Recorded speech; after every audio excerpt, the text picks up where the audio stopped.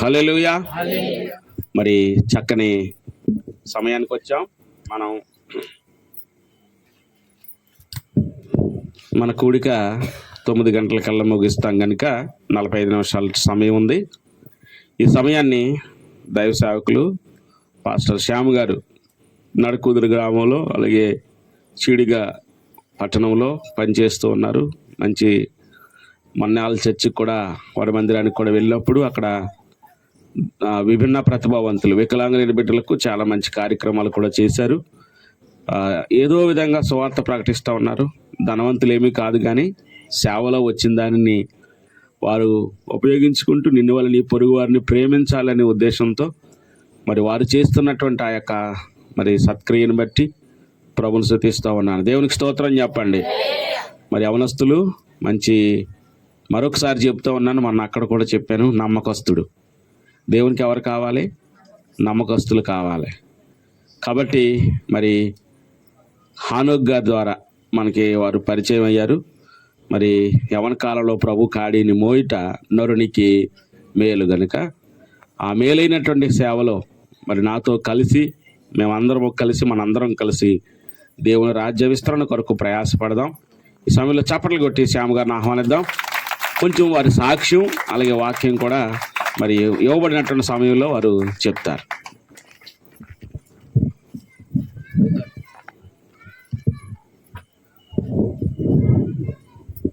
దేవునికి మహిమ కలుగును గాక. హల్లెలూయా, హల్లెలూయా. అందరూ చెప్పాలి. ఎలా చెప్పాలి? ఎలా చెప్పాలి? 2 చేతులు పైకెత్తి హల్లెలూయా. మంచిది. ఎప్పుడు కూడా మనం ఆయనకి సరెండర్ అవ్వాలి. ఏమండి? ఎలాగా సరెండర్ అవుతాం? 2 చేతులు ఎత్తి ఆయనకి, దేవాది దేవునికి ఆయన రుణం తీర్చగలుగుతామా? అసలు నువ్వేమీ తీర్చలేము ఆయన రుణం. ఏమండి? కాబట్టి దేవుడిని ఎప్పుడు మనం మహింపరిచేవారుగా ఉండాలి. దేవునికి స్తోత్ర. మరి మొట్టమొదటిగా సమయం ఇచ్చిన దేవాది దేవునికి, అలాగే నన్ను ఎంతగానో ప్రేమించిన నా ఆత్మీయ దైవజనులు సత్యనారాయణ గారికి, అలాగే పాస్టమ్మ గారికి, అలాగే ఈ కూటాన్ని ఏర్పరిచిన సహోదరి పేరు తల్లి గ్రేసీ తల్లి గారికి, అలాగే మీ అందరు కూడా ప్రత్యేకమైన వందనాలండి. హల్లెలూయా. మరి నా పేరు చెప్పారు, శ్యామ్ అని. కొన్ని రోజుల్లో ఆయన నాకు అనుకోని రీతిగా పరిచయం అవ్వడం, ఆయన ప్రేమను బట్టి నేను మీ మధ్యకి ఇలా రావడానికి దేవుడు కృప చూపించాడు. దేవునికి స్తోత్రం కలుగును గాక. మరి వారు చెప్పారు చిన్న సాక్ష్యము అలాగే వాక్యము. ఈరోజు మరి సహోదరి కూడా చక్కటి కృతజ్ఞత ప్రార్థన. నిజమే, కృతజ్ఞ అంటే ఏంటో తెలుసా అండి? దేవుణ్ణి ఘనపరచడం. అర్థవుతుందా? చాలా జాగ్రత్తగా. సరే, మరి పరిశుద్ధాత్మతో నడిపించాడు అనుకోండి, 9:30 అయిపోద్ది. పర్లేదా? ఎందుకంటే మీ సేవకులు అలా నడిపిస్తున్నారు కాబట్టి పర్లేదు అంటున్నారు. దేవుడికి మహిమ కలుగును గాక. మంచిది. ఇంకా మరి వీలైతే చాలా ఇంకా త్వరగానే, ఎందుకంటే నేను చాలా స్పీడ్గా మాట్లాడతాను. మరి కుర్రలు కదండి, స్పీడ్గా వెళ్తాను, మీరు స్పీడ్గానే వాక్యాన్ని వినాలి. దేవుడికి మహిమ కలుగును గాక. ఎందుకంటే ఎందుకు స్పీడ్గా అంటున్నానంటే ఏ మాట కూడా మరి పక్కన పడిపోకూడదు. ఏమండి? ప్రతి మాట మన హృదయంలోకి వెళ్తేనే ఫలింపు వస్తుంది. ఈరోజు ఒక క్రైస్తుడు ఫలించాలంటే ఏంటో తెలుసండి? ఆ వాక్యం హృదయంలో పడాలి. ఎప్పుడైతే అది త్రోవ పక్కన పడిందో, రాతి నెలను పడిందో, ముళ్ళ పొదల్లో పడిందో, ఆ వెనకాల యవనస్తులు ఉన్నట్టున్నారండి. మరి ఆ యవనస్తులు వెనకాల ఉండిపోతే ఎలాగా? ఎదట రావాలి. అదే, అయ్యో ఎంతమంది యవనస్తులు ఉన్నారండి. రేపటి సేవకులుగా లేకపోతే దేవుని పని పాత్రలుగా ఉండాలి. అది వచ్చేయండి. ఇంకా ఎదరికి మ్యాక్సిమము ఎదరే కూర్చోడానికి ప్రయత్నం చేయాలి. అర్థమైందండి? మీరు చాలా మంచోళ్ళండి బాబు. మీ సేవకులు చక్కగా పెంచుతున్నారు. దేవునికి మహిమ కలుగును గాక. ప్రియమైన దేవుని బిడ్డలారా, నేను మా కుటుంబం అయితే విగ్రహారాధన కుటుంబమే. ఏమండి? సాక్ష్యం చెప్పమన్నారు కాబట్టి చిన్న సాక్ష్యం చెప్పి మరి వాక్యంలోకి వెళ్దాం. ఏమండి? మరి మాది విగ్రహారాధన కుటుంబము. నేను వినాయకుడు అని నవరాత్రి వచ్చిందంటే నేను గడ్డితో తయారు చేసేవాడిని బొమ్మ. ఏమండి? గడ్డి మీద మట్టి పూసి నేను వినాయకుడిని తయారు చేసి ఆ 9 రోజులు డ్యాన్స్ ప్రోగ్రాలు పెట్టేవాడిని నేనే. పిల్లలకి, చిన్న చిన్న పిల్లలకి ఎలాంటివి, పిల్లలకి పోగేసి ముఖానికి కోటింగ్ వేసి ఒకడిని కృష్ణుడి వేసం, ఒకడికి పార్వతి వేసం, ఒకడికి శివుడి వేసం, ఇవన్నీ వేసి ఆ పాట వేసి అక్కడ నిలబెట్టుకోండి. మా నాన్నగారు అయ్యప్ప భక్తుడు. కాకినాడలో మొట్టమొదటిగా అయ్యప్ప మాల వేసింది ఎవరంటే మా నాన్నగారే. మా నాన్నగారి పేరు గోవిందరాజులు గారు, నా పేరు మణికంఠ. నేను 2 సార్లు అయ్యప్ప మాల వేసాను. దేవునికి మహిమ కలుగును గాక. మా అమ్మమ్మ గారు అయితే దేవుని నమ్ముకుంది. మా అమ్మమ్మ గారు దేవుని నమ్ముకుంది కాబట్టి అటుబిటిగా మా అమ్మగారు కూడా దేవుని నమ్ముకుంది. కానీ మరి వివాహం అయితే మాత్రం హిందువుల వివాహం జరిగింది మా అమ్మగారికి. ఏమండి, ఆ ప్రకారంగా మరి మా నాన్నగారు బ్లడ్ కాబట్టి మనం కూడా అందులో దిగాం. ఇందులోకి పూజా కార్యక్రమాల్లో దిగాం. అయ్యప్ప మాల వేయించాడు నాతో 2 సార్లు మా నాన్నగారు. ఏమండి, మరి నవరాత్రులు వచ్చినా, గోగుమంట వచ్చినా మా వీధిలో నేనే వెయ్యాలి. మా వీధిలో చింతపల్లి వారి వీధిలో నేనే అన్నిటికి ముందుండివ్వండి. ఏమండి, అయితే నా వృత్తి ఏంటంటే పెయింటింగ్ పని. నా పని ఏంటండి? పెయింటింగ్ పని. అయితే మనంతా వానాకాల చదువు అనమాట. అంటే స్కూల్కి వెళ్ళడం తక్కువ. స్కూల్కి సరిగ్గా వెళ్ళేవాడిని కాదు నేను. ఇంతకీ నేను ఒక్కడనే, నాకు ఎవరు లేరు. ఈరోజు నేను ఒక్కడనే అనుకోను. ఎందుకంటే ఈరోజు గొప్ప తమ్ముళ్ళు, చెల్లెళ్ళు దేవుడు అంతమంది ఇచ్చాడు. దేవుడికి మహిమ కలుగును గాక. ప్రభువుని అంగీకరించే ముందు అయితే నాకు ఎవరు లేరు. నేను ఒక్కడనే. మా అమ్మగారికి నేను ఒక్కడనే వారసుడిని. అయితే మరి ఆ విగ్రహారాధకుడిగా నేను వెళ్తూ ఉండేవాడిని, పూజలు చేస్తూ ఉండేవాడిని. మా అమ్మగారు సోమవారం మాటలు స్వస్థాలకు వెళ్తూ ఉండేది. ఏమండి, అయితే నేనేం చేసామంటే స్కూల్ మానేసి ఆడుకుంటే తిడుతుందని చర్చికి వెళ్ళేవాడిని. పోన్లీ ఈ రకంగా చర్చికొచ్చాడని సంతోషిస్తుందని. మరి ఆడుకోవడానికి వెళ్తే కొడతారు కదండి మా అమ్మ. అయితే నేను అలా చర్చికి వెళ్తా మొదలెడుతూ ఉండేవాడిని. మా అమ్మగారు చర్చికి వెళ్తే సోమవారం మాటలు స్కూల్ మానేసి సోమవారం చర్చి దగ్గరికి వెళ్ళిపోతూ ఉండేవాడిని. మా అమ్మ కనబడి మళ్ళీ ఆటలోకి వచ్చేసేవాడిని. చర్చిలో ఉన్నాడులే అని అనుకుంటుంది మా అమ్మ. అయితే మన చదువు అటువంటి చదువు అనమాట అండి. నేను ఏం చదువుకోలేదండి. బైబిల్ కూడా గడగడగడని చదవలేను. నేను విద్య లేనోడిని. నేను నిజంగా చెప్పాలంటే విద్య లేనోడిని, చదువు లేనోడిని. నేను ఈ పాత్రలో ఏమీ లేదు. ఈ పాత్రలో ఆయన మహిమ నింపుకుని వాడుకుంటున్నాడు అంతే. దేవుడికి మహిమ కలుగును గాక. అయితే ప్రియమైన దేవుని బిడ్డలారా, మరి అలాగే నేను వినాయకుడు నిలబెట్టి పూజలు చేస్తూ ఉండేవాడిని, కార్యక్రమాలు చేస్తూ ఉండేవాడిని, అలా చేస్తూ ఉండేవాడిని. మా అమ్మగారు అయితే ప్రార్థన చేస్తూ ఉండేది. ఒకరోజు మా అమ్మగారు ప్రార్థన చేయడం మొదలెట్టింది. ఏం మొదలెట్టిందంటే, నా కొడుకు ఇంటింటి తిరిగి పెయింటింగ్ పని చేయకూడదు. పెయింటింగ్ పని చేస్తే ఎలా ఉంటుంది నా ముఖం? సగం గోడ మీద, సగం ముఖం మీద. అవునండి. అయితే నా కొడుకు ఇంటింటికి అలా తిరిగి పెయింటింగ్ పని చేయకూడదు, నీ పని చెయ్యాలంటుంది మా అమ్మ. అని ఎవరికి వేసింది? ఇందాక సహోదరి మంచి మాట చెప్పింది. అప్లికేషన్ రాసి పెట్టావా? అలాగే పెట్టేసింది మా అమ్మ. ఎవరికి పెట్టేసింది? పెట్టేస్తే ఈ లోపల ఆ పెట్టేసిన అప్లికేషన్ వెళ్ళిపోయింది ఆయన దగ్గరికి. వెళ్ళిపోతే నేను ఏమండి, అప్పుడు దాకా ఈ విగ్రహారాధన చేసే వ్యక్తిని సడన్గా ఇవన్నీ విడిచిపెడతాం మానేశాను. దేవునికి స్తోత్రం. ఇవన్నీ విడిచిపెట్టేశాను. ఎలా విడిచిపెట్టానో నాకే తెలీదు. ఎలా విడిచిపెట్టానో నాకు తెలీదు. నేను చర్చికి వెళ్ళడం మొదలెట్టి ఇప్పుడు చూడండి, ఆ తమ్ముళ్ళు కూర్చున్నారు కదా వెనకాల కూర్చున్నారు కదా, సిగ్గేసి వెనకాల కూర్చుండేవాడిని. అయితే ప్రియమైన దేని బిడ్డారా, వెనకాల కూర్చున్న నన్ను దేవుడు రోజు ఇక్కడ తీసుకొచ్చి పెట్టాడు. హల్లెలూయా. నేను అంటాను, ఆ యవనస్తులు కూడా అక్కడ ఉండవలసిన వారు కాదు, ఇక్కడ ఉండవలసిన వారు. దేవునికి మహిమ కలుగును గాక. దేవుని పనులు ఒక సాధనంగా వాడబడాలి, ఖచ్చితంగా వాడబడాలి. ఒక ఆసక్తి, ఆశ యవనస్తుల్లో ఖచ్చితంగా ఉండాలి. అయితే చర్చిలోకి వెళ్తూ ఉండేవాడిని. చివరి కూర్చుని అందరూ పాటలు పాడుతున్నారని నాకు పాటలు పాడాలని ఆశపడుతూ ఉండేవాడిని. పాటలు ఆశపడుతూ ఉంటే ఆ పిల్లలు పాడుతున్నప్పుడు వాళ్ళతో పాటలు నేను పాటలు పాడుతూ మొదలెట్టేవాడిని. అయితే ఆ పాటలు మరి మనం చదువుకోలేదు కదండి. ఏదో ఒక పాట టీవీలో హానోక్ గారి పాట మరి ఆయన ఇప్పటి నుంచి పరిచయం అంటే చాలా సంవత్సరాల నుంచి నా పరిచయం. నాదంటూ లోకాన ఏది లేదయ్యా చిన్న ముక్క.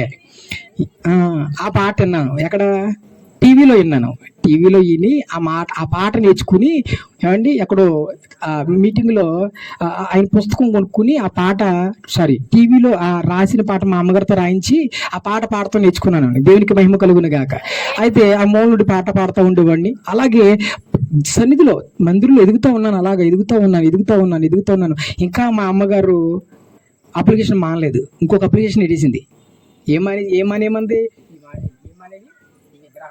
మానేయాలి, ఈ పెయింటింగ్ పని మానేయాలి అనేసి ఏం చేసిందంటే మా అమ్మ అప్లికేషన్ పెట్టింది. పెడితే అప్లికేషన్ వచ్చేస్తే ఈ లోపల నేను మందుల్లో ఎదుగుతూ ఉన్నాను, పరిచర్లు ఎదుగుతూ ఉన్నాను. ఏమండి, అయితే ఎదుగుతూ ఉండగా మా అమ్మగారు ఇంకో అప్లికేషన్ పెట్టింది. ఏంటంటే నా కొడుకు నీ పని చెయ్యాలి. ఈరోజు ఇక్కడ చాలామంది తల్లులు ఉన్నారు.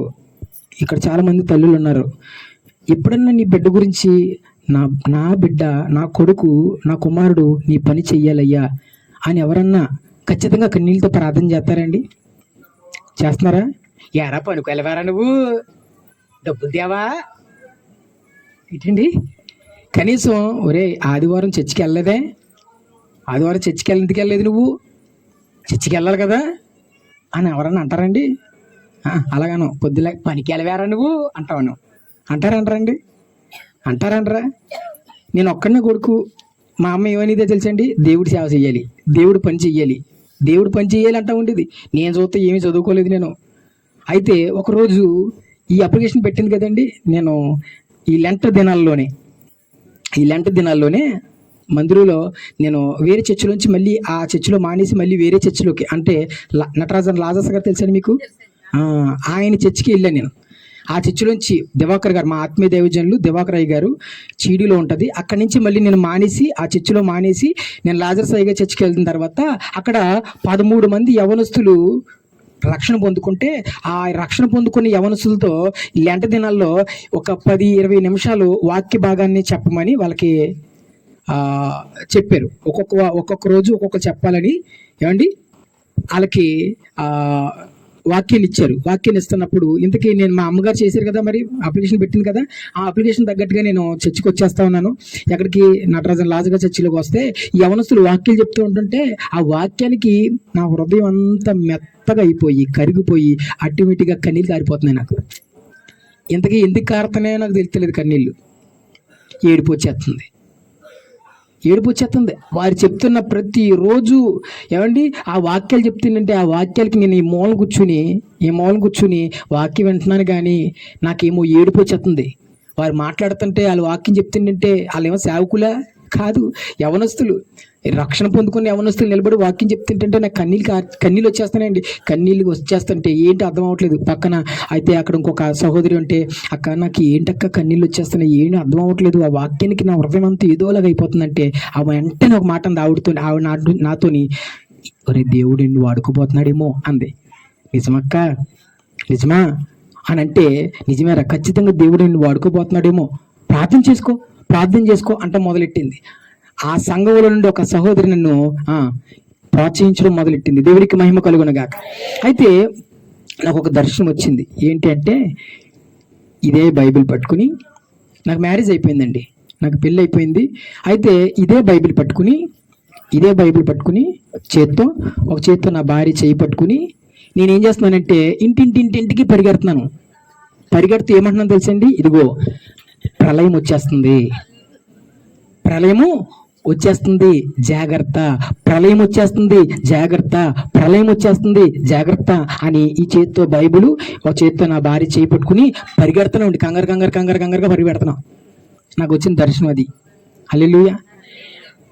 ఇంకొకసారి మళ్ళీ ఏమొచ్చిందంటే, ఇలాగ యవనస్తులు అందరూ కూర్చుంటే ఒక్కొక్క గురించి మాట్లాడుతూ నా దగ్గరికి వచ్చేటప్పటికి ఆత్మల పట్ల భారం అని ఒక స్వరం వినిపిస్తుంది నాకు. నా దగ్గరికి వచ్చేటప్పటికి ఈ నలుగురు ఈ గుంపు కూర్చున్నాము కల్లో, ఏమండి నా దగ్గరికి వచ్చేటప్పటికి ఆత్మల పట్ల భారం అని ఒక స్వరము నాకు వినపడతా ఉంది. ఏంటి ఇలాగొస్తుంది? అయితే ఇవన్నీ కళలు కదండి, మనం నమ్ముతామేటి?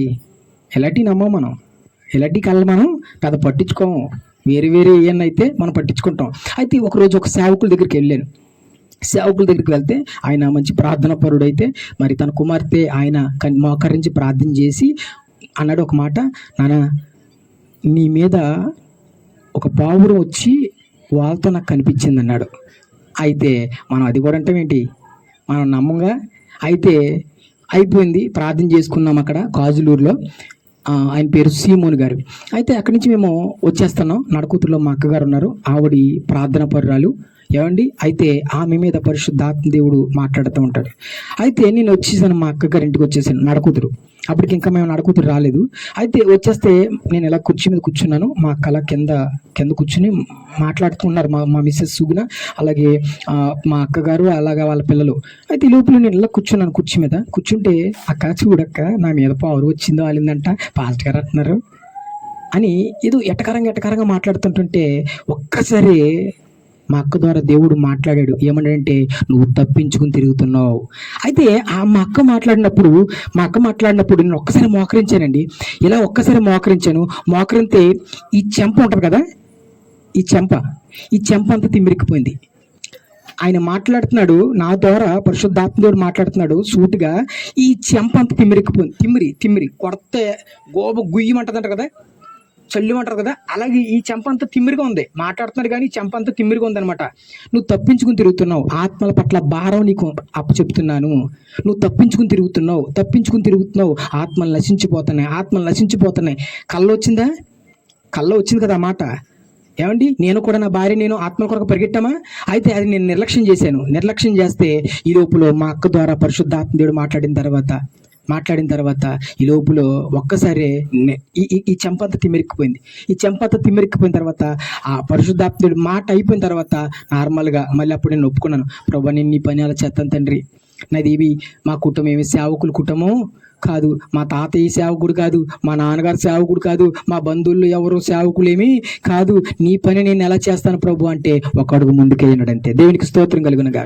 అయితే అనుకోకుండా శ్రీకృష్ణపట్నంలో నుండి ఒక సేవకుడు జైపాలయ్య గారు అని ఒక ఆయన, ఏమండి మా అక్కగారు బాగా తెలుసు, మా అక్కగారింటికి ఆ పాస్టర్ గారు వచ్చారు.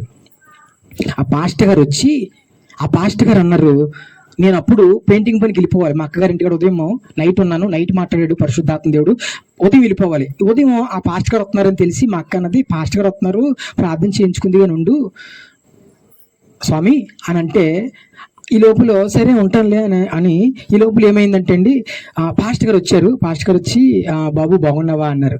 బాగున్నాను అయ్య గారు అని అంటే, ఈ లోపల ఆయన అలా కూర్చుంటే నన్ను కాకేసి నన్ను దగ్గర కాకేసాడు. నేను ఇలా మోకరిస్తే ఇక్కడ ముద్దు పెట్టుకున్నాడు ఆయన పాస్టర్ గారు. ఇక్కడ ముద్దు పెట్టుకుని, నానా దేవుడు నేను వాడుకోపోతున్నాడా, నా కోడొత్తే ఇప్పుడు తీసిపోతాను అన్నాడు అంతే. దేవునికి స్తోత్రం. దేవుడు నిన్ను వాడుకోపోతున్నాడు, నువ్వు ఇప్పుడు వస్తే నేను తీసుకెళ్ళిపోతాను అన్నాడు. మరి తీసుకెళ్ళిపోవాలంటే నా భార్య ఉంది కదా, ఓ పక్కనేమో నేను ఇంటిది కట్టుకోవాలి, సీటు కట్టుకోవాలి, ఇవన్నీ కట్టుకోవాలి కదా, ఎలా వచ్చేస్తాను అయ్యగారు, అయితే మరి ఒక 4 రోజులు టైం ఇవ్వండి అయ్యారు, అయితే చూస్తానండి అని. ఈ 4 రోజులు ఎందుకంటేనంటే మానేద్దామని, అలా వంకెట్టి మానేద్దామని. ఈ లోపల ఈ అడవుల్లో ఈ మాటను పట్టుకుని పనికి వెళ్ళడం మానేశాను, ఎక్కడ పక్కడే ఉండిపోయింది.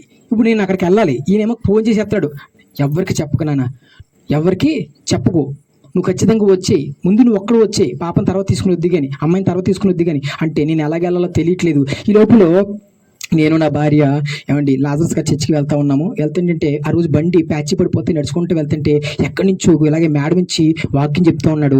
ఎవరు చెప్తున్నారంటే ఆదికాండంలో 12వ అధ్యాయం చెప్తా ఉన్నాడు. అబ్రహాం ఏం చేశాడంట, తన బంధువులను, స్నేహితులను, తన ఆస్తిని అంతటిని కూడా విడిచిపెట్టి దేవుడు చూపించిన దేశానికి ఏ ప్రేషన్ చూపించాడో తెలియదు, కానీ ఇంకా నాకన్నా చూపించాడు. కానీ అబ్రహాం ఏమైనా చూపించాడా? చూపించకపోయినా సరే అబ్రహాం వెళ్ళిపోవడానికి సిద్ధపడ్డా? ఆ స్వరం నాకు వినబడుతుంది. అప్పుడు వెంటనే ప్రభువా నన్ను క్షమించిన ఆయన, నన్ను క్షమించి ప్రభువా, నీ మాట నేను వినకుండా ఉన్నాను ప్రభువా అని అనుకున్నప్పుడు ఈ లోపల మరి ఊరు వెళ్ళాలేను, శ్రీకృష్ణపట్నం వెళ్ళాలి. నా చేతిలో డబ్బులు లేవు. అయితే అనుకోని రీతిగా మా అక్కగారు వాళ్ళ పెద్దమ్మాయి ఏమండి మొట్టమొదటి సాలరీ 5,000 ఎట్టుకొచ్చి నా చేతులు పెట్టింది. 5,000 ఎట్టుకొచ్చి నా చేతులు పెట్టి, మావయ్య నువ్వు దేవుని పని మాత్రము మానొద్దు, నువ్వు ఖచ్చితంగా నువ్వు వెళ్ళాలి, ఇదిగో ఈ 5,000 ఇగో అనేసి నా చేతులు పెట్టి ఏమండి పరిచర్యకు పంపించారు. దేవునికి స్తోత్రం. నేను 2 సంవత్సరాలు నేను నా భార్య శ్రీకృష్ణపట్నంలో పరిచర్యలో ఉండి సండే స్కూల్ నడిపించడం రాదు నాకు. అటువంటిది ఏమండి మా పాస్టర్ గారు ప్రతి రోజు కూడా ఏదో ఒక ప్రార్థన పెడతాడు. సండే స్కూల్ అంటే అటువంటి పిల్లలకి ఏదో రకంగా చెప్పేసాం అనుకోండి, చిన్న కథలు ఈయన ఏదో రకంగా, పెద్దోళ్ళకి చెప్తే వాళ్ళ ఎక్స్ప్రెషన్ ఎలా ఉంటాయంటారు, అంటారు. అయ్యో బాబు వీళ్ళకి ఈటలకి అర్థమవుతుందా, లేకపోతే ఈటలు వీళ్ళ ఎక్స్ప్రెషన్ ఏంటి? అవునా కదండి. చిన్నపిల్లలు అంటే ఎలాగన్నా ఏదో ఒక చిన్న చిన్న కథలు చెప్పేస్తాం. పెద్దలకి ఆ కథ అన్నది సరిగ్గా చెప్పకపోతే కష్టమే. అయితే సండే స్కూల్ చెప్పడం చేతగా నన్ను తీసుకొచ్చి ఏమండి సంఘంలో వాక్యం చెప్పేలా దేవుడు నిలబెట్టుకుని వాడుకున్నాడు. దేవునికి మహిమ కలుగును గాక. నేను 2 సంవత్సరాలు పరిచర్యలో ఉండి యెహోషువ కమలకర్ గారు తెలుసా మీకు? మీకు తెలుసా? మీకు తెలుసా? ఓకే. అయితే యెహోషువ కమలకర్ గారి ద్వారా నన్ను అభిషేకించి ఈ ప్రాంతానికి పంపించారు. దేవునికి మహిమ కలుగును గాక. నేను అంటాను ఆ ఆత్మ అభిషేకమే ఈరోజు దేవుడు 2 సంఘాలు ఇచ్చాడు. హల్లెలూయా. ఆయన ఆత్మ అభిషేకమే నన్ను వాడుకోవడానికి గల కారణం తప్ప ఈ పాత్ర ఉట్టి పాత్ర, ఈ పాత్ర పనికిరాని పాత్ర, పనికిరాని పాత్ర పనికొచ్చే పాత్రగా మారిపోయే చూడు యేసు చేతులు. విడవబడిన వాడు వెలిగించే జ్యోతిగా మార్చివేసే చూడు యేసు దేవుడు. సమయం లేదు, ఇది చిన్న పాట అంతే. పాటలు పాడుతూ కూర్చుంటే వాక్యం సమయం ఉండదు. నిజమే కదండి. పనికిరాని పాత్ర ఏం చేస్తాడంట? పనికొచ్చేలాగా వాడుకుంటుంది ఎవరో. నేనంటాను ఈ పాత్ర నేను ఎవ్వరికి పనికి రాలేదు. ఈ పాత్ర ఎవ్వరికి పనికి రాలేదు, కానీ నా యేసయ్యకి, నేను నమ్మిన నా యేసయ్యకి, నన్ను ప్రేమించిన నా యేసయ్యకి ఈ పాత్ర నచ్చి ఈ పాత్రలో ఆయన మహిమను నింపుకుని ఈరోజు వాడుకుంటున్నాడు. దేవునికి స్తోత్రం కలుగును గాక. నిజంగా దేవుడు ఎంత గొప్ప దేవుడు అండి. ఈరోజు ఆయన చేసిన మేలు ఎప్పుడు కూడా మనము మర్చిపోకూడదు. నేను ఎప్పుడు మర్చిపోను. నేను నిజంగా నన్ను నిరంతరము నన్ను పోషిస్తున్నాడండి ఆయన. నిరంతరము నన్ను ఏ లోటు రాకుండా. సింహపు పిల్లలన్న ఆకలిగా ఉంటాయి, కానీ ఆయనని ఆశ్రయించే వారిని ఎప్పుడు ఆకలిగా ఉంచడు, పస్తులు ఉంచడు. దేవుడికి మహిమ కలుగును గాక. కాబట్టి నువ్వు ఎప్పుడు కృతజ్ఞతలు చెల్లించాలి. ఈరోజు సహోదరి చక్కటి విషయాన్ని సాక్ష్యం చెప్పింది. ఏమండి ఏంటి అంటే కష్టకాలంలో కూడా ఈరోజు ఆమె దేవునికి కృతజ్ఞతలు చెల్లిస్తుంది. ఒక పక్కన దుఃఖం ఏంటి, మీ తాతయ్య గారి తాతయ్య గారు లేరు. ఓ పక్కన భయంకరమైన పరిస్థితి, బలహీనురాలు. ఏమండి నిజమే కదండి. ఎప్పుడు పెడతారు కృతజ్ఞత? ఎప్పుడు చెల్లింతారు? కృతజ్ఞతలు ఎప్పుడు చెల్లింతారు?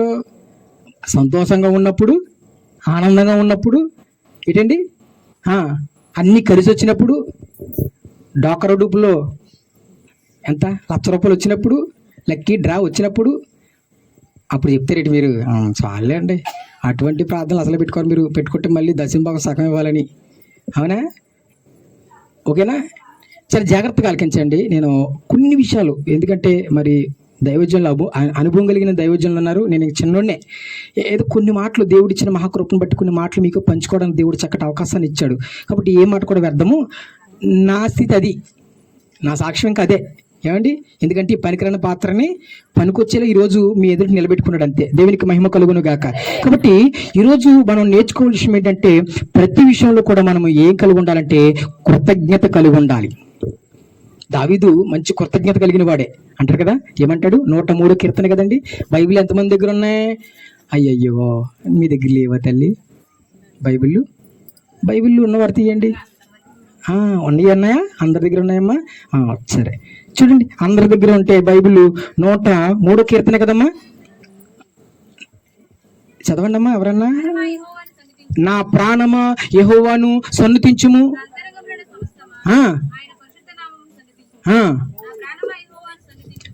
ఈ మాట దావీదు గారు పక్కింటితో చెప్తున్నాడా? భార్యతో చెప్తున్నాడా? కాదు. ఎవరితో చెప్తున్నాడో తెలుసండి? తన ప్రాణముతో చెప్తున్నాడు. అంటున్నాడు, నా ప్రాణమా నువ్వు ఎప్పుడు కూడా ఏం కలిగి ఉండాలి? ఆయనకి ఎప్పుడు నువ్వు కృతజ్ఞత కలిగి ఉండాలి. చేసిన మేలు నువ్వు మర్చిపోకూడదు. నా ప్రాణమా యెహోవాను సన్నుతించాలి, ఆయన గణపరచాలి. నేను అంటాను ఖచ్చితంగా కృతజ్ఞ అంటే ఆయన గణపరచడం. ఎప్పుడు గణపరచాలి అంటే నీకు ఏమండి కష్టకాలములో కూడా, దుఃఖ సమయంలో కూడా ఎప్పుడైతే మనము అలాగా కనుక గణపరుస్తామో నిజంగా ప్రియమైన దేవుని బిడ్డరా మన దుఃఖాన్ని దేవుడు తీసేస్తాడు. ఇందాక సహోదరులు 56 కీర్తన చదివారు కదండి. 56 కీర్తనలో ఒక మాట ఉంటది, ఏంటంటే మీ సంచారములు అంట. చూడండి ఇక్కడ, తీయండి ఇక్కడ, త్వరగా చదవనమ్మా. నా సంచారములు లెక్కించి ఉన్నావు, నా కన్నీళ్లు నీ బుడ్డిలో ఉంచబడి ఉన్నవి. ఆమేన్, హల్లెలూయా. ఖచ్చితంగా నీ కన్నీళ్ళని, నీ సమస్యని, నీ బాధని ఆయన ఖచ్చితంగా మర్చిపోకుండా ఉండడు ఆయన. హల్లెలూయా. ఆయన మర్చిపోయేవాడు కాదండి. ఎప్పుడైతే నువ్వు కృతజ్ఞత కలిగి ఉంటావో దేవుడు నీ పరిస్థితిని ఎప్పుడు మర్చిపోడు. దావీదు అంటాడు, ఇంతగా నన్ను నిశ్చించడానికి నా కుటుంబం ఏ పాటిది, నేను ఎంత తోడిని అంటాడండి. అంతే కదండి. నిజంగా దావీదు ఎవరో గొర్రెల కాపరి, సాఫ్ట్వేర్ ఇంజనీర్ ఏం కాదు. ఇంకా చెప్పాలంటే దావీదుకి యుద్ధం చేసే నైపుణ్యత కూడా, ఏమండి, యుద్ధం చేసే నైపుణ్యత కూడా లేదు. కాబట్టి దావీదు ఎటువంటి వాడంటే గొర్రెల కాపరి. అటువంటి గొర్రెల కాపరిని దేవుడు రాజుగా సింహాసనం మీద కూర్చోబెట్టాడా లేదా? మీరు అందరూ సమాధానం చెప్పాలి, ఓకేనా? కూర్చోబెట్టాడా? కూర్చోబెట్టిన తర్వాత ఒకసారి, హలో, నేను వాకింగ్లో ఉన్నాను, ఒకసారి హల్లెలూయా. చూడండి, అయినప్పటికీ సరే దావీదు తన స్థితిని ఏం మాత్రం కూడా మర్చిపోలేదు. అది కృతజ్ఞత అంటే ఏంటి తెలుసండి? చేసిన మేలు మర్చిపోకూడదు. మనం చాలా మంది మర్చిపోతాం. మేలులు పొందిన తర్వాత మర్చిపోతాం. ఇంకా చెప్పాలంటే ఇప్పుడు సహోదరి ఏమంటే తన తాతయ్య గారు చనిపోయారని ఆ రీతిగా తనకున్న బలహీనతను బట్టి ఈ రోజు ఇప్పుడు ఆ సమయంలో కృతజ్ఞత ప్రార్థన పెట్టుకోవడం అంటే అది పెట్టుకోవాలనిపించదు. పెట్టుకోనిపిస్తుందా? పాస్టర్ గారు వెళ్ళి ప్రార్థన పెట్టి, ఆవిడ దుఃఖంతో ఉందనుకోండి, ప్రార్థన ఊరుకో పాస్టర్ గారు, ప్రార్థన ఏంటండి, నేనే బాధల్లో ఉంటే, సమస్యల్లో ఉంటే ఏం ప్రార్థన పెట్టించుకోనండి అని అంటారు. అవునండి, నిజంగా ప్రియమైన దేని బిడ్డరా, ఇటువంటి సమయంలో హలో హలో హలో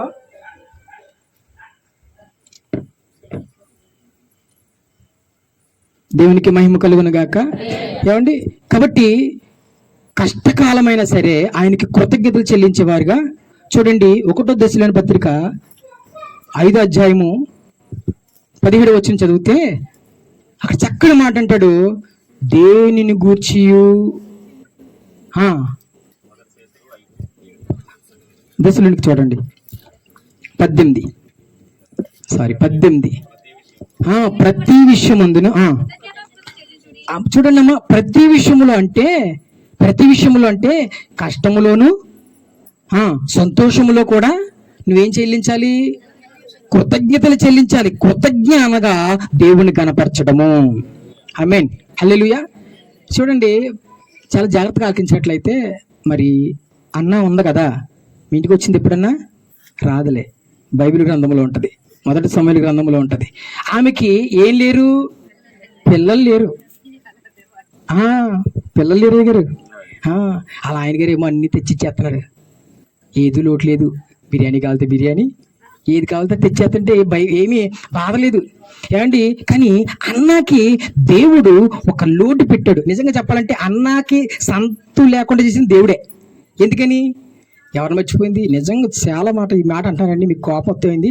భర్త మీద ప్రేమ ఎక్కువైపోతే ఏంటి, ఆయన వచ్చాడండి చర్చికి రానా కుదరదండి.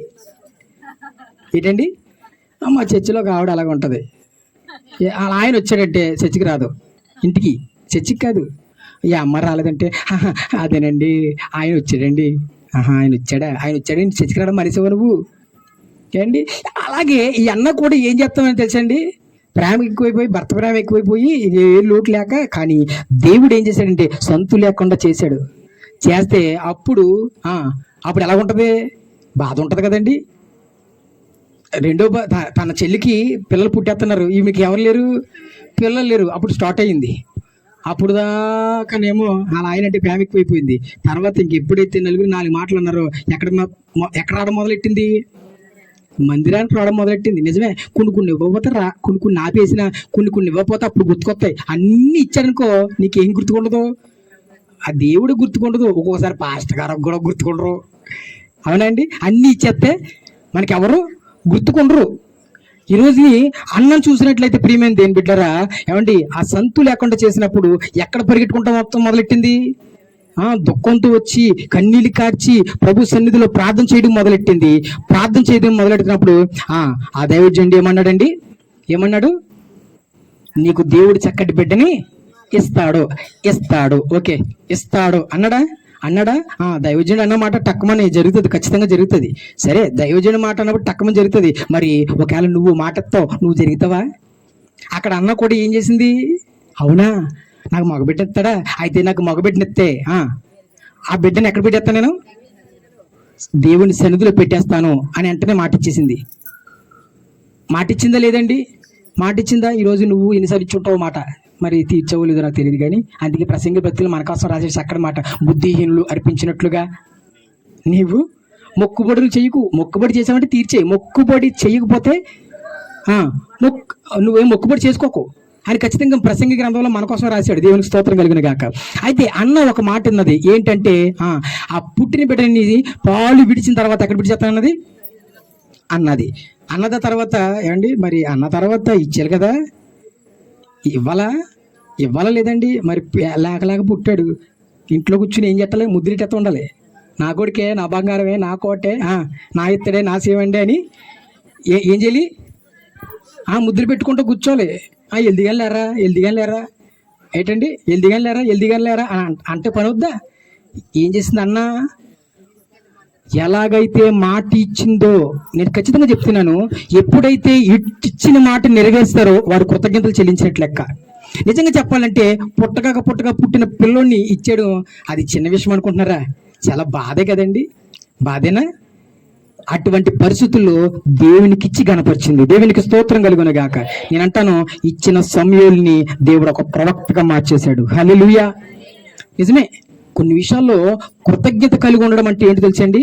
దేవుణ్ణి గణపరచాలి. ఎలా గణపరచగలుగుతావు? ఈరోజు ఏమిచ్చి గణపరచగలుగుతావు? ఆయనకి ఏమనిచ్చి గణపరచగలుగుతావు నువ్వు? చూడండి, ఆ సహోదరి ప్రార్థన పెట్టించుకుంటుంది, అంటుంది ఒక మాట, ఈరోజు ఇలా ఇంత ఘనంగా జరుగుతుందని నేను అనుకోలేదు. ఎందుకంటుందంటే ఆమెకున్న బాధ అటువంటిది, ఆమెకున్న సమస్య అటువంటిది, ఆమెకున్న లోటు అటువంటిది, ఆమెకున్న చింత అటువంటిది. అందుకంటున్నాడు, దేనిని గూర్చి నువ్వు చింతించుకు గాని ప్రతి విషయమును చదవండి తల్లి. చదవమ్మా, చదవండి. ప్రతి విషయమునందును, ప్రతి విషయంలోనూ దేనిని గూర్చి చింతించొద్దు కానీ ప్రతి విషయంలో కూడా ఏం కలిగి ఉండాలి? మనము కృతజ్ఞత కలిగి ఉండాలి. కృతజ్ఞత కలిగి ఉండాలి. దేవుడు కృతజ్ఞత చూస్తాడండి. ఆ రోజు అన్న ఏం చేసిందండి? ఒక కృతజ్ఞత కలిగి ఉంది. కృతజ్ఞత అంటే ఇవ్వడం. చాలా మంది చూడండి, చర్చిలో కవర్లు ఉంటాయి. ఏం కవర్లు? సంద కవర్ల మీద పేర్లు ఉంటాయి కదా. ప్రత్యేక కానుక, కృతజ్ఞత కానుక, ఇవన్నీ ఉంటాయి. దశమ భాగం నా చర్చలు అలాంటివి పెట్టనండి. ఎట్టమంటే ఎయ్యరు, కానీ ఆ కార్డులకి ఆ కవర్లకి ఎన్ని పేర్లు పెడతారో. ఇదొక యాసం, ఇదొక అడుక్కోవడం, దిక్కుమాలు ఎట్టిదే 10 రూపాయలు 20 రూపాయలు పెడతారో నాకు తెలియదు. కానీ మళ్ళీ దానికోసం పెద్ద TV 9 లాగా మళ్ళీ ఏం చేస్తారండి ప్రకటనలో. ఎందుకు వచ్చింది? కృతజ్ఞత కానుకంటే ఏమండి, నీకున్నది ఇవ్వాలి. దేవునికి మహిమ కలుగును గాక. ఇచ్చి గణపరచాలి. నేను అంటాను, అన్న ఇచ్చి గణపరిచింది, కృతజ్ఞత కలిగి ఉంది. అన్నదా? ఇచ్చేస్తానన్న ఆవిడ, ఇచ్చేస్తాన్న అన్న ఏం చేసింది? ఇచ్చేసింది, ఖచ్చితంగా ఇచ్చేసింది. అలాగే ఇంకొక వ్యక్తిని మనం చూద్దాం. మనకు తెలిసిన వ్యక్తే అబ్రహాము గారు. ఆయనకి కూడా పిల్లలు లేరు. లేక దేవుడు నువ్వు ఆకాశంలో నక్షత్రాలు ఎక్కెట్టుకో, ఇసుక రేణులు ఎక్కెట్టుకో, నీకు విస్తారమైన జనాన్ని ఇస్తాను, నిన్ను తండ్రిగా చేస్తానంటే ఆయన్ని అలాగే అనుకుంటా ఏమండి ఏదైనప్పటికీ ఏం చేశాడు? నిరీక్షించు అలాంటి ఎదురు చూశాడు. ఎదురు చూసిన తర్వాత ఎదురు చూసిన ప్రకారంగా దేవుడు మాట ఇచ్చాడు, అన్నకి నెరవేర్చాడు. అబ్రహాముకి మాట ఇచ్చాడు, నెరవేర్చిన తర్వాత అబ్రహాం గారు చక్కటి కుమారుడు ఇస్సాకు నవ్వు పుట్టించేవాడు. ఏమండి, నవ్వు పుట్టించేవాడిని దేవుడు ఇచ్చిన తర్వాత ఈ లోపల దేవుని స్వరం వినబడుతుంది అబ్రహాం గారికి. ఏమని? నువ్వు ప్రేమిస్తున్నావే, నీకు ఇచ్చే కదా కుమారుడు ఇస్సాకుని, నువ్వు ప్రేమిస్తున్నావు కదా, ఆ కుమారుడిని నాకు బలిగా ఇమ్మన్నాడు. అసలు అబ్రహాము నిజంగా ఆయన విశ్వాసమును బట్టి, లేకపోతే ఏ రీతిగా అతను కృతజ్ఞత కలిగి ఉన్నాడో, ఏ రీతిగా కృతజ్ఞత కలిగి ఉన్నాడో దేవుడు పరిశీలించడానికి ఇస్సాకుని అడిగినప్పుడు ఐ డోంట్ కెన్ లెక్క చేయలేదు, వెనక తీయలేదు. 20 అధ్యాయంలో కదా ఉంటుంది, అది 22 అధ్యాయంలో ఉంటుంది కదా. ఏమంటాడంటే, మీకు ఇక వాక్యాలు రిఫరెన్స్లు మీకు చెప్పట్లేదు, ఎందుకంటే దైవజనులు మీకు అన్ని బాగా నూరి బాగా తైలి పెట్టేశారు కాబట్టి మీకు ఇంకేమీ రెఫరెన్స్ ఏం చెప్పక్కర్లేదు. మీకు పై మాటలు టచింగ్ చేస్తాను, మీకు అర్థమైపోతుంది. మీకు అర్థమవుతుంది కదమ్మా? ఎంతమందికి అర్థమవుతుంది నా మాటలు? నేను మీకు ఇంగ్లీష్లో చెప్తలేదు, తెలుగులో చెప్తున్నాను. మీకు అర్థమయ్యేలాగా కొన్ని మాటలు చెప్పేసి వెళ్ళిపోతాను అంతే. దేవుడికి మహిమ కలుగును గాక. మీతో రెఫరెన్స్ చేసేసి ఇవన్నీ చెప్పంచను, కొన్ని విషయాలు మీకు అర్థమైవ్వాలని చెప్తా ఉన్నాను. అయితే ఈ ఇస్సాకుని తీసుకెళ్ళి ఎక్కడ పడుకోబెట్టాడు? కట్ల మీద పడుకోబెట్టాడు. కట్ల మీద పడుకోబెట్టి కత్తి ఎత్తాడు. కత్తి ఎత్తగానే స్వరం పడుతుంది, అబ్రహాము ఆ చిన్నవాడి మీద ఏమాత్రం చెయ్యకు, నువ్వు దేవునికి భయపడుట నాకు కనపడ్డా. అంటే దేవుని నువ్వు కనపరుస్తున్నావు. నీకు ఇచ్చిన బిడ్డల కంటే నేనంటే నీకు ఎక్కువ ఏంటి? నీకు ఇవ్వక ఇచ్చిన బిడ్డ కంటే నువ్వు నన్ను ఎక్కువనే ప్రేమిస్తున్నావు, నన్ను కనపరుస్తున్నావు, నన్ను మర్చిపోలేదు అని ఖచ్చితంగా అబ్రహాముని దేవుడు జ్ఞాపకం చేసుకున్నాడు. హల్లెలూయా. ఖచ్చితంగానండి. ఈరోజు అబ్రహామును దీవించిన దేవుడు, ఇస్సాకును దీవించిన దేవుడు, యాకోబుని దీవించిన దేవుడు, ఇశ్రాయేలుగా మనల్ని దీవిస్తున్నాడు ఆయన. హల్లెలూయా. ఎంతమందిని జ్ఞాపకం చేసుకున్నాం? 2 వ్యక్తులు జ్ఞాపకం చేసుకున్నాం. ఈ 2 వ్యక్తులు కూడా వారికి ఉన్న పరిస్థితి భయంకరమైన పరిస్థితి, ఇబ్బంది పరిస్థితుల్లో కూడా ఏమండి వారు దేవుని కనపరచడానికి ఏమాత్రం కూడా ఆలోచించలేదు. వాళ్ళు ఆలోచించారా? ఆలోచించలేదు. ఇంకొక మాట చెప్తాను, ఇంకొక వ్యక్తిని మనం జ్ఞాపకం చేసుకుందాము. ఆయన ఎవరంటే యోబు గారు. ఎవరో యోబు గారు. యోబు లాంటి ధనవంతుడు ఎక్కడ కూడా లేడు. అది బాగానే చెప్పుకుంటాం. మిగతా మనం చెప్తామా? ఎతటోళ్ళ గురించి మంచి విషయాలు చెప్పమంటే కొంచెం మాటలు రా మనకి. ఆ కుర్రోడు చాలా మంచోడండి, ఆ కుర్రోడు చాలా బుద్ధిమంతుడండి, చాలా గొప్పోడండి, లేకపోతే ఇటువంటి వాడండి, అటువంటి వాడు ఎవరు ఉండరండి మనం చెప్పం. మనం అంతా చెప్తూ ఉంటాం కానీ అంటాం మళ్ళీని. ఏమండి, ఒక వ్యక్తి గురించి మనం మంచిగా చెడ్డగా చెప్పాలంటే చాలా టక్మని చెప్తాం, కానీ మంచిగా చెప్పాలంటే మంచిగా చెప్తాం ఒక వ్యక్తి గురించి. ఈ అమ్మాయి అలాంటిదంటే ఈ అమ్మాయి పర్లేదు, కానీ అంటే ఏదో ఉంది, కానీ అంటే ఏదో ఉంది. ఈ అమ్మాయి మాట ఉంటుంది, కానీ అంటే ఏదో ఉంది, అంటే ఏదో లోటు ఉంటుంది. కానీ చూడండి, దేవాది దేవుడు యోబు గురించి ఒక స్టేట్మెంట్ ఇస్తున్నాడు. ఏంటి? యోబు లాంటి యథార్థవంతుడు, న్యాయవంతుడు అయినటువంటి వాడు ఎక్కడ కూడా లేడు. అవునా, ఓకే, అలాగా నువ్వు అన్ని ఇచ్చావు కాబట్టి నీకు అలా కనబడుతున్నాడు. సరే యోబు మీద, ప్రాణం మీద అధికారం నీకు లేదు, కానీ సమస్తము అన్నట్ల మీద నీకు అధికారం ఇస్తాను అని అన్నప్పుడు, అపవాదికి అధికారం ఇచ్చినప్పుడు ఏమండి, ఆ యోబుకున్నదంతటిని కోల్పోయాడు. మొదటి అధ్యాయంలో చూస్తే మీకు అంత అర్థమైపోద్ది ఏం కోల్పోయాడో. షాక్ మీద షాకు. ఏమండి, ఇవన్నీ అన్ని కోల్పోతూ ఉంటాడు 1వ అధ్యాయంలో వచ్చినప్పటికీ. అండ్ అక్కడ అయితే ఎప్పుడైతే ఇవన్నీ కోల్పోతూ ఉంటాడో, చివరికి తన భార్య వచ్చి అంటది. ఏమంటది? ఈ యోబు గారికి ఒంటి నిండా ఏంటి? కురుపులు, బాధ. ఏమండి, ఎంతో కుమిలిపోతూ ఉంటాడు, బాధ. అయితే దాని భార్య వచ్చి అంటది. ఏమంటది? ఇంకా యథార్థత అంటే వేటయ్యా బాబా, చూడలేకపోతున్నాను, గోక్కోవడం, నువ్వు చచ్చిపోయే ముందు దేవుడు ఏం చేశాడు నాకు అని చచ్చిపో. ఏంటి? దేవుడు నాకు ఏం చేశాడు అని దూషించి దేవుణ్ణి తిట్టేసి చచ్చిపో బాబోయ్, చచ్చిపో అంటే అప్పుడు అంటాడు, నువ్వు మూర్ఖురాల్లాగా మాట్లాడుకో. కలిగి ఉన్నప్పుడేనా? ఏమంటే కీడు అనుభవించడం మనకు తగదా? మేలులో ఆయనకు కృతజ్ఞతలు చెల్లించాలి, కీడులో కూడా ఆయనకు కృతజ్ఞతలు చెల్లించాలి. దేవునికి స్తోత్రం కలుగును గాక. ఇదిగో యెహోవా, నేను దిగంబరగానే వచ్చాను, యెహోవా ఇచ్చాడు, తీసుకుపోతాడు. అది నిజంగా ప్రియమైన దేవుని బిడ్డ. ఆ మాటకు చూస్తే యోబు నోటి మాట చేత కూడా పాపం చేయలేదంట. నేను అంటాను ఖచ్చితంగా, యోబు నోటి మాట చేత దేవుని గనపరిచాడు. హల్లెలూయా. నేను అంటాను ఖచ్చితంగా, యోబుని 2 అంతులుగా ఆశీర్వదించాడు. ఈరోజు ప్రియమైన దేవుని బిడ్డరా, మనము ఆశీర్వదించబడాలన్నా, లేకపోతే ఏమండి మనము దేవుడు మన స్థితిని మార్చాలన్నా, నువ్వు ఎల్లప్పుడూ కృతజ్ఞత కలిగి ఉండాలి. ప్రతి విషయంలో కూడా ఏం కలిగి ఉండాలి? కృతజ్ఞత కలిగి ఉండాలి. ఖచ్చితంగా కృతజ్ఞత కలిగి ఉండాలి. ఎందుకు తెలుసండి? కృతజ్ఞత దేవుని గణపరచడం. ఎప్పుడైతే మనం దేవుని గణపరుస్తామో, ఏమండి, ఎవరు చూడండి, ఒక మాట అంటాడు, అతడు నన్ను గణపరుస్తుండ కనుక అతన్ని నేను ఆయన మనల్ని ఆయన ఇచ్చిస్తాడు, ఆయన మన స్థితిగతులను మారుస్తాడు ఆయన. ఈరోజు మరి ఈ సహోదరి పెట్టుకున్న ఈ కృతజ్ఞత ప్రార్థన, ఏమంటే ఒక పక్కన కన్నీళ్ళతో ఆమె సాక్ష్యం చెప్పింది. నిజమే, కన్నీళ్ళతో సాక్ష్యం చెప్పింది. మా మధ్య ఎవరు లేరు, మా తాతయ్య గారు లేరు, ఏమండి వాళ్ళ తల్లిగారు ఉన్నారా, బలహీనంగా ఉన్నారు, చూస్తే నా కుమారులు ఎలాగున్నారు, నా బిడ్డలు ఎలాగున్నారు, వారి కొరకు వీరి కొరకు. కానీ ఆమె దుఃఖంలో కూడా ఈ రోజు కృతజ్ఞత, అయ్యా నేను ఎన్ని సమస్యలు ఉన్నా, ఎంత ఇబ్బందుల్లో ఉన్నా, ఎంత పరిస్థితులు భయంకరమైన పరిస్థితులు ఉన్నా, నేను నీకు కృతజ్ఞతలు చెల్లిస్తానయ్యా, నేను గణపరుస్తున్నానయ్యా అని ఈరోజు సంఘాన్ని, సేవకుల్ని పిలుచుకుని ఈ రీతిగా దేవుని మహిమపరుస్తా ఉన్నారు. దేవునికి మహిమ కలుగును గాక. దేవుడు ఎవరిని విడిచిపెట్టేవాడు కాదండి, ఎవరిని కూడా దాటిపోయేవాడు కాదు. ఈరోజు మనుషులు దాటిపోతారండి, అవసరం వస్తే నీ దగ్గరకు వస్తారు. అవసరం వస్తే మనుషులు నీ దగ్గరకు వస్తారు. నీ అవసరం లేదనుకోండి, నిన్ను దాటుకుని పోతారు. ఇంకా నిజంగా ఒక మాట ఉంటుంది, కలుగుంటే చుట్టాలు కమ్ముకుంటూ వస్తారంట. నువ్వు ఏమీ లేకపోతే ఎరగను పొమ్మంటారంట. ఒకవేళ నువ్వు కొట్టి నుంచి వచ్చావనుకో, పిన్ని పెద్దమ్మ ఎప్పుడో పూర్వకాలం వరుసలో ఇప్పుడు కలుపుతుంది. మరి కోటి నుంచి వచ్చావు కదా, మరి నువ్వు ఎంతకే కోటి నుంచి అప్పు చేసి కట్టలెట్టుకుని తెలిసిందనుకో, నీ దగ్గర రాదు. నువ్వేదో వచ్చేసావు, కోటి నుంచి వచ్చేసావు అంటే కట్టలు తెచ్చిందని వచ్చేస్తారు. ఎందుకని అవునా కదండి, కలుగుంటూ వచ్చేస్తారు కమ్ముకుని. నువ్వు కోయిటకి వెళ్ళి వస్తే ఎక్కడి నుంచి చుట్టాలందరూ నీకు వరుసలు కలిపేస్తారు. అది ఒకవేళ అప్పులు తెచ్చావు అనుకో, అలాగే వెళ్ళకు, మళ్ళీ 50,000 అప్పు పడుతుంది. మళ్ళీ ఏంటండి ఏమడుతుంది, మళ్ళీ కొయిటే వెళ్తుందంట, మళ్ళీ 50,000 నన్ను అడుగుతుంది, ఎందుకు వచ్చింది, అలాగే వెళ్ళక బాబోయ్ అంటావు. అంటే కలిగి ఉంటే చుట్టాలు కమ్ముకుని వచ్చేస్తారంట.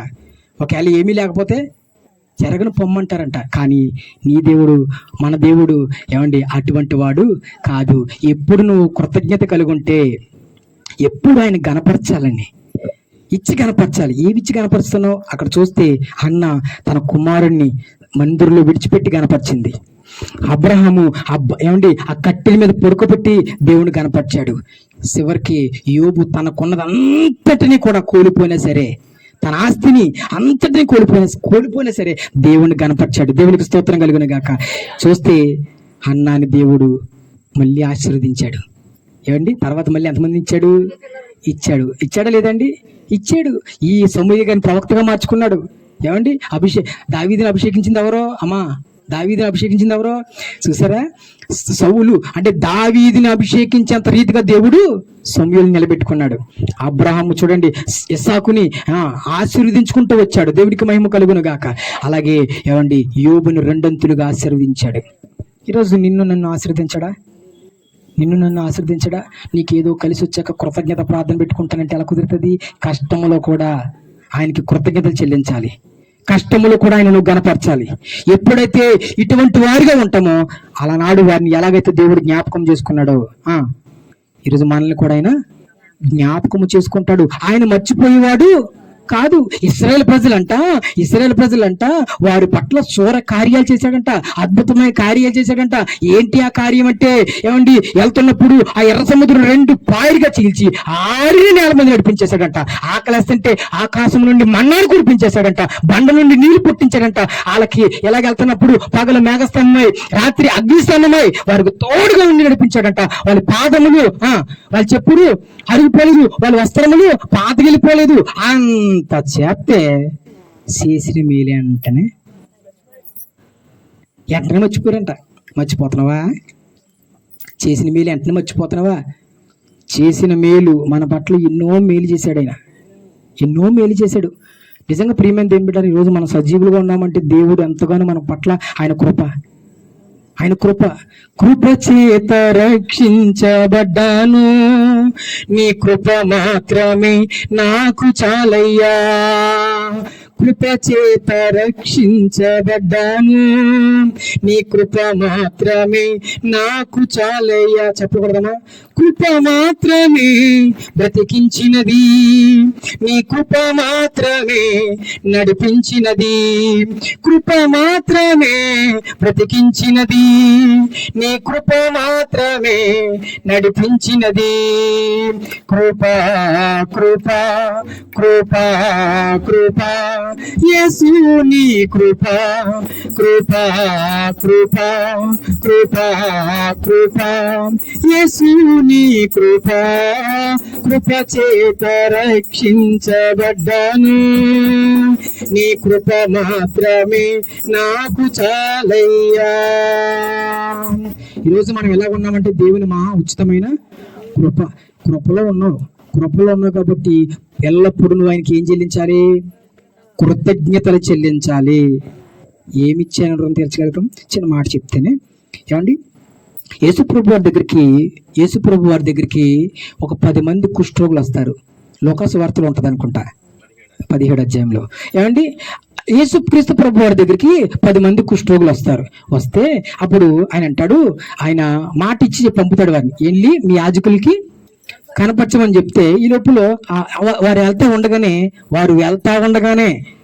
నా మాట అర్థమైందా? వారు వెళ్తా ఉండగానే స్వస్థత పొందేశారు. స్వస్థత పొందేస్తే ఆ 10 మందిలో ఒకటి దగ్గరికి వచ్చాడు. మిగతా 9 మంది ఏమైపోయారు? మర్చిపోయారు. కానీ ఆ 10 మందిలో ఆ ఒక్కడు వచ్చి ఏమంటున్నాడు? అయ్యా నేను స్వస్థత పొందాను అని అంటే ఈయన అంటున్నాడు, సరే నువ్వు పక్కనుండు, మరి మిగతా 9 మంది ఎక్కడా అని అడుగుతున్నాడు. ఈరోజు నేను అంటాను, ప్రియమైన దేని బిడ్డారా, చాలా మంది కృతజ్ఞతలు చెల్లించి వెళ్ళిన వారుగా ఉన్నారు. నువ్వు మేలు పొందుకుంటున్నావు, నువ్వు దేవుని కార్యాలు చూస్తున్నావు, దేవుని ఏ రకంగా కనపరచగలుగుతావు? ఏమండి, ఒక చోటకి నేను పాటలు పాడడానికి వెళ్ళాను. వెళ్తే మెండపేటలో ముసలావిడి ఈ లోపల పాటలు పాడడానికి నా దగ్గర కదా మైక్ ఉంటుంది. ఈ లోపల పల్లెటూరు అయిపోయి ఈ లోపల ఏమైందంటే మైక్ ఇస్తే ముసుకేసింది. ఎలా ముసుకేసి, బాబియా నీ రుణం ఎలా తీర్చను తండ్రి అందుకు అండిపోయింది. ఏమైంది? మైక్ ఆగిపోతే సరే, మైక్ ఆగిపోయిన వెంటనే చెయ్యాల ప్రార్థన ముసలిది వెళ్ళిపోయి కూర్చుంటే మళ్ళీ నేను ఊరుకున్నాను. మళ్ళీ కరెంట్ వస్తే మళ్ళీ లెగిసి మళ్ళీ రా ముసుకేసి, బాబియా స్తోత్రం ఈ నీ రుణం ఎలా తీర్చను ఆయన అందుకు అండిపోయింది. మళ్ళీ కరిగిపోయింది. మైక్ ఆగిపోయిన తర్వాత చెయ్యాలా? నాకు ఒక పక్కన మంటెక్కిపోతుంది. మైక్ ఇచ్చి కొట్టేద్దామంటే అది అయితే మళ్ళీ కరెంట్ వచ్చింది. వస్తే మళ్ళీ ఇలా ముసుకేసి వెళ్ళగానే, బాబియా స్తోత్రం బాబియా నీ రుణం ఎలా తీర్చను ఆయన అంటుంది. మళ్ళీ కట్టిపోయింది. 3 సార్లు ఆవిడ విశ్వాసాన్ని పరీక్షించాడు. ఈ 3 సార్లు కూడా విశ్వాసాన్ని కోల్పోయింది. ఇంకొకసారిగా వచ్చిందంటే మంటెక్కిపోయి, ఏమండి కరెంట్ వచ్చింది కానీ మైక్ ఇంకా ఆవిడకి ఇవ్వలేదు. నేను ఇంకెలా తీర్చేది రుణం? మైక్ ఎత్తే రుణం తీర్తావా నువ్వు? ఏం మైక్ ఇవ్వకపోతే రుణం తీర్చవా? ఏమండి, ఇలా ముసిగేసి స్తోత్రం బాబు అన్నది అంతే. కరెంట్ పోయిందన్న ఏం చేయాలి? మైక్ కింద ఎట్టి బాబు స్తోత్రం నాయన పప్పదేవుడు అని పొందన తండ్రి కరెంట్ వచ్చేలా చేయను ఆయన మైక్ లో ప్రార్థన చేస్తానని చేయొచ్చు కదా. ఆ మైక్ నాకు ఇచ్చేసి కూర్చుంది. మళ్ళీ మైక్ వస్తే కరెంట్ వస్తే మళ్ళీ మైక్ ఎత్తానని మళ్ళీ వచ్చింది. అలా 3 సార్లు అండి. 4వ సారి మాత్రం మైక్ అవ్వలేదండి. ఇంకా దాచేసాను నేను. దేవుని స్తోత్రం. నేనే చిన్న ప్రార్థన చేసి పాటలు పాడేశాను. దేవుడికి మహిమ కలుగును గాక. ఇంకా తీరుతుంది రుణం? ఏమండి, మైక్ ఉంటేనే రుణం తీరుతావా నువ్వు? మైక్ లేకపోతే రుణం తీర్చవా నువ్వు? మైక్ ఉంటేనే. కొంతమంది అలాగే మైక్ లేకపోతే నేను పాట పాడండి. నీ ఆంబోత్సారి ఊరంతా తినబడితే ఇద్దరు పట్టుకొని ఉన్నాక ముందు ఇక్కడ పాడు. మళ్ళీ కొంతమంది ఎంత అందంగా పాడతారండి పాటలు.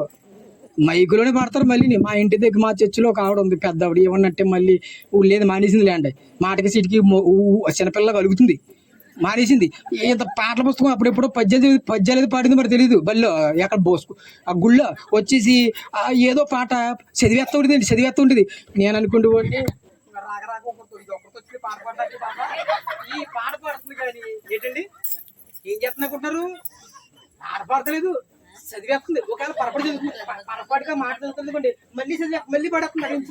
అంటే కూర్చుకుంటూ వచ్చేస్తుంది. నేను ఆ పాట ఇంతకీ ఇది ఏ పాట? స్టీవెన్సన్ గారిది. ఇది ఏదో పాట. ఏ పాట ఇది? పాట అంతా ఇదాకా అర్థమవుతలేదు నాకు. ఏ పాట అది అర్థమవుతలేదు నాకు. అడుగుదామంటే మళ్ళీ అదో భయం ఎందుకు వచ్చింది. అడిగుదామంటే భయం. మళ్ళీ నేనే కొట్టాలి. ఈ నిజంగా ఆ పాట రిధమ్, ఆ పాట ఎలా కొట్టినావు? ఇప్పుడు పాట అందంగా పాడితే కొడతాను. నువ్వు కలిపేస్తుంటే ముక్కలన్నీ కలిపేస్తుంటే నీ నా మారులానే అంటుంది. ఇలా పాడితే అలా కుదురుతుందమ్మా. దేవుడు మళ్ళీ మళ్ళీ మైకులోనే పడుతుంది. మా చుట్టుపక్కల అందరూ ఎవరో విగ్రహారాధికులు. ఈవిడ అనుకుంటారు ఈవిడేదో పెద్ద కొత్త పాట ఏదో పూడ్చి పాడింది అనుకుంటారు. అందుకని వాళ్ళకి కొత్త పాట ఏదో కూర్చి పాడిందేమో అనుకుంటాం. నిజంగానే ఏమండి, నిజమే కదా. ఈరోజుని అటువంటి సాహసాలు. పాట రాకపోతే మాటకు నువ్వుకో. ఇంకొక ఆడు పడుతుంది, దేవుణ్ణి స్తుతించుడి అప్పుడప్పుడు దేవుణ్ణి స్తుతించుడి అంటుందండి ఆ ఆవిడ. అప్పుడప్పుడు తెలుస్తలేదు ఆవిడకి, ఎల్లప్పుడూ తెలుస్తలేదు. చూసి పాడచ్చు కదా, చూసి పాడచ్చు కదా. నేను ఎందుకు చూడకుండా పాడమని ఎవరు చెప్పాడు? నేను ఏంటి చూడకుండా పాడమని ఎవరు చెప్పారు? అంటే దేవుడు అంతే అంత నీకు అలకోలంగా కనపడుతుందా? పాస్టర్ గారు ఏమన్నానా నాకు మంటకు పోయి మైకిచ్చుకోవడం అనిపించేస్తుంది. మైకిచ్చుకోవడం అంత కోపం వచ్చేద్దని పాస్టర్ గారికి. సంగతులు చేసే పనులకి పాస్టర్ గారికి అన్ని దిగమింగుకోవాలి. మరి ఏం చెప్పాడు కదా, సేవ అంటే మావులా, సేవ అంటే సావు. సగం సావు చూపించేస్తారు. ఎవరో సంఘమే చూపించేస్తారు. నిజమేనండి. ఇటువంటి ప్రయోగాలు మనం ఎప్పుడు కూడా చేయకూడదు. ఆమె దేవుడు ఆ ముసలావిడి ఇంకే రకంగా ఇంకా బతికితే ఇంకా బతుకుతుందో తెలియదు, ఇప్పుడు ఉన్నదో తెలియదు. కానీ అక్కడ ఆ మెడపట్లోని ఏమండి ఇలా ముసిగేసి ఆ మైకులో ప్రార్థన చేసి, తండ్రి బాబయ్య నీ రుణం ఎలా తెచ్చున్నాను. కానీ ఏంటి కనీసం నువ్వు మైక్ లేకపోయినా ప్రార్థన చేయాలా? మైక్ లేకపోయినా పాట పాడాలి. ఇప్పుడు ఈ మైక్ పనిచేసి ఆగిపోయి సడన్గా ఆగిపోయింది. నీ విశ్వాసాన్ని పరిచినప్పుడు నువ్వేం చేయాలి? నువ్వు ఎలా పాడవు, ఇలాగా మైక్ వస్తేనే మనం పాడతాం. ఈ లోపల ఎవరో పాస్టర్ గారే అందరికి వచ్చిన పాట అమ్మా, అందరికి వచ్చిన పాట అంటే అప్పుడు నువ్వు గుంపులో కలుపుతావు. ఆ గుంపులో లేకపోతే నీకు మైక్ ఉంటే సింగిల్ సాంగ్ అండి, సింగిల్ సాంగ్, స్పెషల్ సాంగ్ అని పాడతావు. కరెంట్ పోయినప్పుడు స్పెషల్ సాంగ్ పాడవా? నిజంగా నేను అంటానండి, నాకు దేవుడు ఈ మైక్ అక్కలేదు. దేవుడు అంత స్వరాన్ని ఇచ్చాడు. ఈ స్వరం దేవుడి కొరకే వాడతాను అంతే. కరెంటుతో సంబంధం లేదు మనకి. అదవుతుందండి. చప్పట్లో కూడా కొట్టరు. ఇదేటో మరి దేవుడిని ఏ రకంగా సూచిస్తావో, దేవుడిని ఏ రకంగా మనం కృతజ్ఞత చేయాలి. చప్పట్లు కొట్టమంటే ఆవిడ కొడుతుందండి, చప్పట్లు అలా కొట్టకుండండి. ఆ ఏగొచ్చి అందులోకి వెళ్ళి బయటికి పోతుంది. శబ్దం రావట్లేదండి. మరి తాళాలు ఎత్తారు అలా తాళాలు. దేవుడు మన చేతులు ఇచ్చారు కదా. దేవుడు ఏ రకంగా అమ్మా ఇది నీకు నవ్వుకోవటం కాదు, కానీ దేవుడిని ఏ రకంగా కనపరుస్తున్నావు? నువ్వు ఏ రకంగా కనపరుస్తున్నావు? చర్చికి వస్తావు, వాక్యం విన్నా కొత్తవా, నువ్వు తినేసి వచ్చేస్తావు ఇంటికాడ నిద్ర వచ్చేస్తావు. నీకు ఎలా ఎక్కడ నిద్ర ఇలాగా ఆవిడ అలాగే నిద్రపోయిన మళ్ళీ అడిగి వచ్చి ప్రార్థిస్తాను. నేను అండి దర్శనం చూసానంటే నిద్రుండి కాక మళ్ళీ దర్శనం చూసిందట. నేను పనిలో పోయేదండి అంటుంది. నాకు ఉండిపోయిపోయేవా అలాగే అనలేదు ఆవిడ దగ్గర. అంటే మళ్ళీ ఏమన్నా భయం వేసి పనిలోకి వెళ్ళానండి నేను అయ్యారు అంటుందండి. నాకు ఉండిపోయేవా గొడవ ఉండిపోతుంది. నిజంగానండి. అయ్యి బాబోయ్, దేవుడిని ఏ రకంగా కనపరుస్తారమ్మా? దేవుడిని ఏ రకంగా కనపరుస్తున్నావు? దేవుడిని ఏ రకంగా ఆయనకి కృతజ్ఞతలు చెల్లిస్తున్నావు? దావీదు అంటున్నాడు, ఇదిగో నా ప్రాణమా యెహోవాను సన్నుతించు. ఆయన చేసిన ఉపకారములు దేనిని కూడా మనం మర్చిపోతాం, అన్ని మర్చిపోతాం. నీకు కష్టం వస్తే పాస్టర్ దగ్గరికి వచ్చి చెప్తావు, కానీ నీకు ఏమైనా కలిసి వచ్చిందంటే పాస్టర్ దగ్గరికి చెప్తావా? నువ్వు సడన్గా నీకు లక్కీ డ్రాయో లేకపోతే ఏదో ₹1,00,00,000 కలిసి వచ్చానుకో, పాస్టర్ గారండి నాకు ₹1,00,00,000 వచ్చినాయండి అని చెప్తావా? చెప్తే దశంభాగం అడుగుతారని ఏంటి? కష్టం వస్తే మాత్రం అయ్యగారు నా కొడుకు నా మాట అంటారు, అయ్యగారు మీరే కన్నీళ్ళతో ప్రార్థన చేయండి, ఖచ్చితంగా ఉపవాసం ప్రార్థన చేయండి అని పాస్టర్ గారి దగ్గరికి వచ్చి అడుగుతారు. ఏమండి? అవునా కదా? కాదు. కష్టములైనా సుఖమైన ప్రతి పరిస్థితుల్లో అయినా సరే ఎల్లప్పుడూ ఆయనకు కృతజ్ఞతలు చెల్లించాలి. అది దేవుని చిత్తమై ఉన్నది. హల్లెలూయా. అది దేవుని కృతజ్ఞతలు చెల్లించడం దేవుని చిత్తమై ఉంది. దేవుణ్ణి మహిమపరచడం, దేవుని గణపరచడం. లేని స్థితిలో దేవుని గణపరచాలి. నీకు ఇచ్చిన దాంట్లోనూ కూడా కాదు, కష్టకాలంలో కూడా దేవుని గణపరచాలి. సంతోషంలో కాదు, కన్నీళ్ళలో కూడా దేవుని గణపరచాలి. క్రైస్తవుడు ఎప్పుడు కూడా దేవునికి కృతజ్ఞతలు చెల్లించేవారిగా ఉండాలి. ఎప్పుడైతే ఆయనకు కృతజ్ఞతలు చెల్లిస్తావో దేవుడు మన పరిస్థితులు కూడా మారుస్తాడు. ఎప్పుడన్నా ఈ లాస్ట్ మాట చెప్పి నేను ముగించేస్తాను. ఈ లాస్ట్ మాట, ఆ 10 మంది అడిగాడా? మిగతా 9 మందిని అడిగాడా? మర్చిపోతాడు దేవుడు? నువ్వు మర్చిపోతావేమో కానీ ఆయన మర్చిపోయేవాడు కాదు. నువ్వు కృతజ్ఞతలు చెల్లించకపోతే ఖచ్చితంగా పెనాల్టీ వేసుకుని మరి లాగేసుకుంటాడు ఆయన. అదవుతుందండి. పెనాల్టీ వేసుకుని మరి ఇప్పుడు నీకు ఎవరన్నా ఒక ₹100 సాయం చేశారనుకో, నీ కష్టకాలంలో ఇప్పుడు చెల్లి ఉంది, ₹100 ఇచ్చాను నేను, రూపాయలు కష్టకాలంలో అన్నీ నాకు 100 రూపాయలు కావాలని అని అర్జెంటుకి ఇవ్వాలని అని అన్నది అనుకో, సరే అమ్మా అని ఇచ్చేసాను. ఇలాగా ఇచ్చేస్తే ఈ 100 రూపాయలు తీసుకుంది, తర్వాత మొఖం చూడకుండా దాటుకుంటూ పోయింది అనుకో, అప్పుడు తర్వాత మళ్ళీ వస్తాను ఇస్తానా? ఇవ్వను. ఎందుకని? ఆ 100 రూపాయలు ఇచ్చాను మొన్న, దాటుకుంటూ పోతుంది చూడు. కనీసం అనియా మంచి సమయంలో ఇచ్చారని మీకు థ్యాంక్స్ అని మాట, ఇంత మాట కూడా చెప్పకుండా దాటుకుంటూ పోతుంది, తప్పించుకుంటూ పోతుంది అని సిరిపోయింది అనుకోండి, తర్వాత సరే నేను మళ్ళీ ఇస్తాను నేను. మరి దేవుడి దగ్గర నుంచి పొందుకోవాలి. నువ్వు పొందుకోవాలంటే ఏం చేయాలి? కృతజ్ఞత కలిగి ఉండాలి. ఎల్లప్పుడూ దేవునికి కృతజ్ఞత కలిగి ఉండాలి. దేవుని గణపరచాలి. కష్టకాలంలో దేవుని గణపరచాలి. గణపరిస్తే మనకి ఏ లోటు రానివ్వడండి. ఏ లోటు రానివ్వడు. ఇశ్రాయేలు ప్రజలు మర్చిపోయినట్టు నువ్వు మర్చిపోతున్నావేమో. చేసిన ఏలు వెంటనే మర్చిపోయారు, వాళ్ళు వెంటనే మర్చిపోయారంట. ఈరోజు నువ్వు అలా మర్చిపోతున్నావా? ఈరోజు ప్రియమైన దేవుని బిడ్డారా, చక్కటి విషయాలు మనం నేర్చుకున్నాం. ఏంటంటే దేవునికి కృతజ్ఞతలు చెల్లించేవారుగా ఉండాలి. ఎల్లప్పుడూ కృతజ్ఞతలు చెల్లించాలి. అది దేవుని చిత్తమై ఉన్నది. కృతజ్ఞతలు చెల్లించడం దేవుని చిత్తమై ఉన్నది. దేని గురించి నువ్వు చింతించుకో, దేని గురించి నువ్వు బాధపడకు. ఎందుకో తెలుసా? అక్కడ అంటున్నాడు 56 కీర్తనలో, ప్రతి కన్నీటిని దేవుడు చూస్తున్నాడు, ప్రతి దుఃఖమును చూస్తున్నాడు. ఆ కన్నీటిని ఆయన పుస్తకంలో రాసుకున్నాడు. తగిన సమయంలో మనల్ని హెచ్చిస్తాడు. కష్టకాలంలో దేవుడు విడిచిపెట్టడండి. కష్టకాలంలో మనల్ని దాటిపోడండి ఆయన. నీ బంధువులు, నీ రక్త సంబంధాలు దాటిపోతారేమో కానీ ఆయన నిన్ను విడవను, నిన్ను ఎడబాయను. నిబ్బరము కలిగి ధైర్యంగా ఉండంతే.